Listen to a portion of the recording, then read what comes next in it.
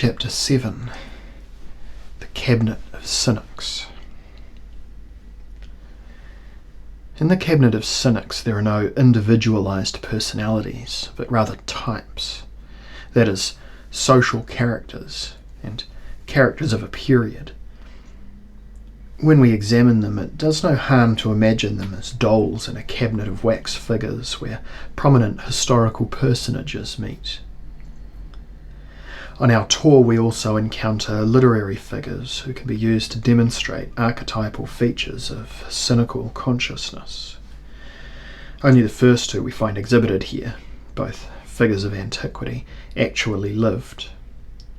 Diogenes of Sinope, the ancestral father of the species, and Lucian of Samosata on the Euphrates.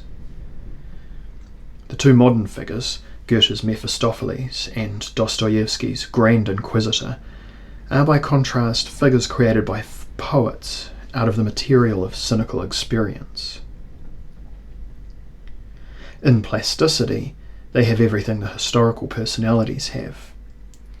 As pure types, there is something impersonal, immortal about them, and in this way they resemble Diogenes and Lucian, of whom we likewise possess only silhouettes with none of the details that distinguish real individuals from their types. At the end of the series we find, as representative of the present, a quite faceless figure that resembles everybody and nobody. It is called anyone, das Man. Martin Heidegger has polished and abstracted it. It reminds one a little of the figures of the painter de Chirico, mannequins with empty round heads and artificial limbs, geometrically shaped, which look like human beings, but only look like, because they lack authenticity. We will keep the tour through the historical cabinet as short as possible. First, because museums are fatiguing, and second, because the main points can be demonstrated by a few examples. By rights, of course, many other faces would have to crop up. Antisthenes, Crates, Aristophanes, Francois Villon, Rabelais, Machiavelli, Eulenspiegel, Castruccio Castracani, Sancho Panza, Rameau's nephew, Frederick II of Prussia, de Sade, Talleyrand, Napoleon, Buchner, Graber, Heine, Flaubert, Nietzsche, Cioran, and many more.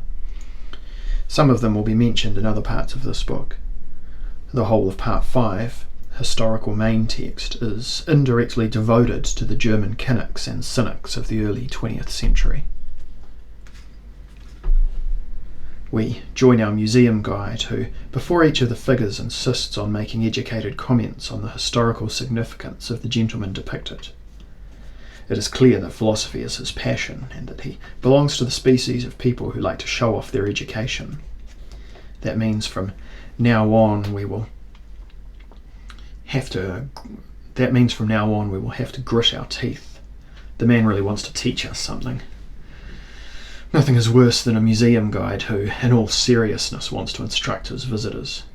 Such a dilettante lacks the professional philosopher's fear of philosophy. But have courage. Haven't we already survived unscathed quite different attempts to make us smarter? Avanti!